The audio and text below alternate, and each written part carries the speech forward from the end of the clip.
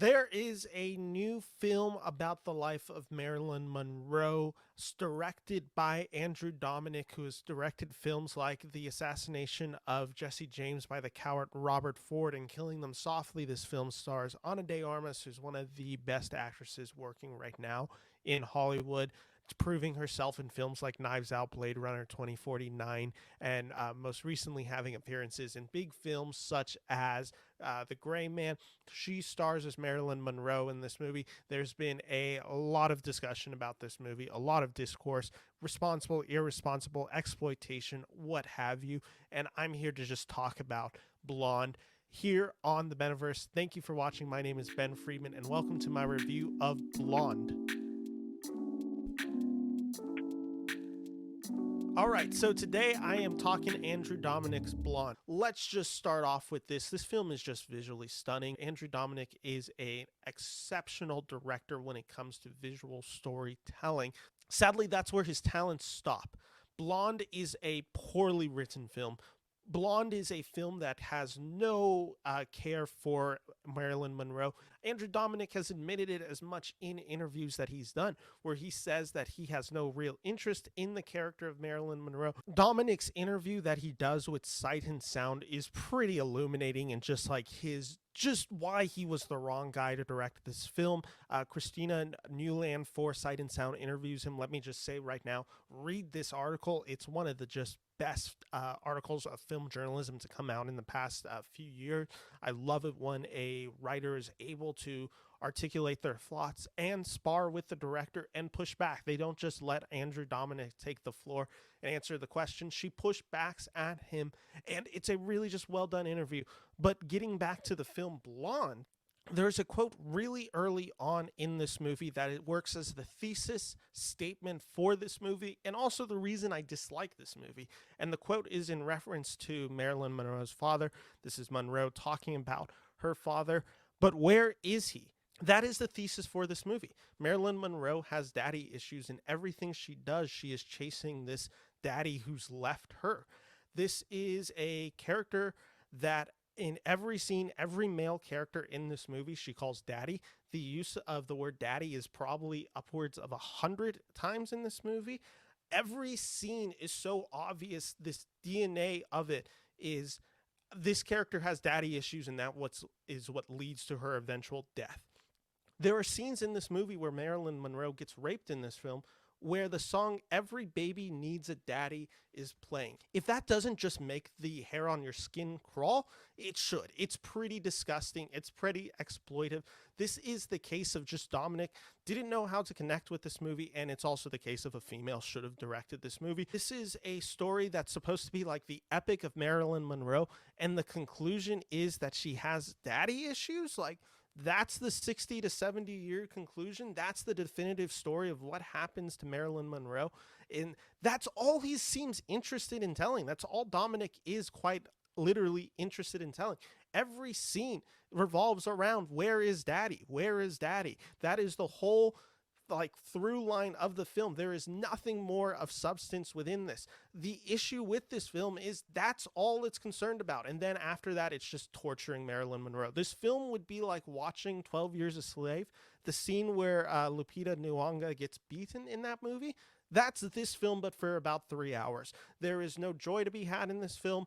There is just despair in it. And I understand. I think it is a completely fair thing to make a movie about somebody who died tragically and then not make that movie just sanitized. I think that is a completely fair thing. The issue is it doesn't care to portray Marilyn in any real fashion. It's so broad with all of its storytelling beats, and all it's interesting is doing is look at this abuse she takes. Now look at this abuse that she takes. Now look at this abuse that she takes.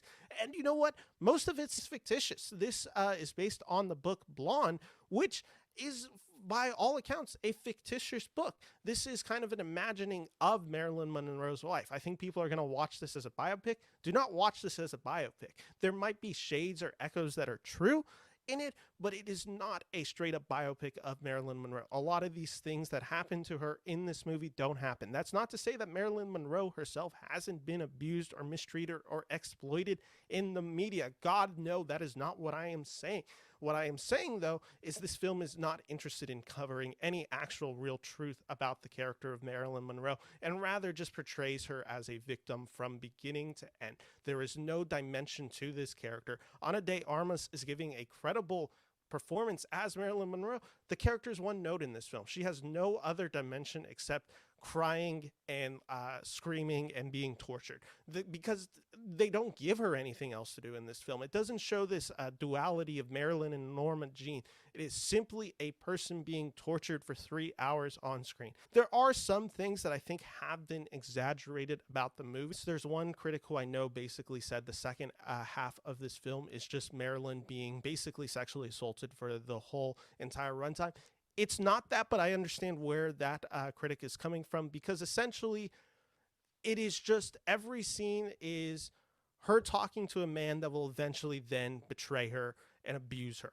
That is like the premise. So when we're not following Marilyn Monroe being tortured or sexually assaulted or beaten or anything like that, we're following her then talking to another man who will then do that to her later on. So in that case, I understand where that critic is coming from.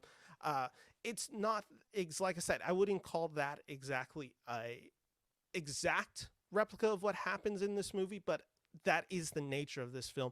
It really is all just interested in this one beat, and it's just so disappointing because Ana De Armas makes for a great Marilyn Monroe. I thought she nailed it. The aesthetics of this film make for a great Marilyn Monroe story. The casting is all really good. Adrian Brody, who plays Arthur Miller, I thought was quite good in this role, and he's like the only thing in this film besides Ana De Armas where there's a little bit of tenderness to this performance. There's something maybe a little bit sweet. The guy who plays JFK is just straight up bad. I don't know what they were thinking. And that JFK scene, which has been the topic of much discussion, is just bad. It's just not even like bad in the ways that I've been talking about in the exploitative nature. It's just actually just a badly framed, badly used device in a movie that doesn't need it. This film is just bad. That is the only word that I can use for it. It's not the worst film of the year. There is some merits to this film, especially Ana De Armas, especially to the production design, the visual flair of this movie. But ultimately, the failure of this movie is Andrew Dominik having no interest to connect with a female character in this movie, making that character completely one note, and further exploiting a person who's already been exploited her whole life in Marilyn Monroe. It's a cruel film. It's an evil film. It's an unpleasant film. And there is nothing else that I can really take away from this. I cannot recommend Blonde in any meaningful way. This film is so uninterested in what had the audience captured by Marilyn Monroe in the 1950s and 1960s. I'm giving it 1.5 out of 4 stars. So that's my review of Blonde. This movie is bad. There is one thing in this movie that I forgot to mention that I will mention right now, and that is the pro-life message of this film that has been the topic of much discussion because there's a CGI fetus. Let me just say that is straight out of the 1950s, like Midwest Southern propaganda that you would hear about pro-life. It's shocking to me that this didn't just get left on the cutting room floor. This is maybe the most laughably bad scene there is in the movie. There is no merit to this movie. Do not watch Blonde. This is just a disgusting film. It is a cruel film. And it is a film that Andrew Dominik should have no part in, and probably will honestly hurt his career, because I don't understand anyone who will give him more money to make another film like this. And if we're going to tell stories like this, make sure female filmmakers are leading these types of stories, even if they kept the script, because stuff in this movie, like the uterus POV, like the abortion stuff, like the rape scenes, just would have been handled with much more dignity or class than anything Andrew Dominik could accomplish. With that all said, that's my review of Blonde. If you like this video, make sure to like and subscribe to the Beniverse. My name is Ben Friedman, here from the Beniverse. Take care. Bye-bye.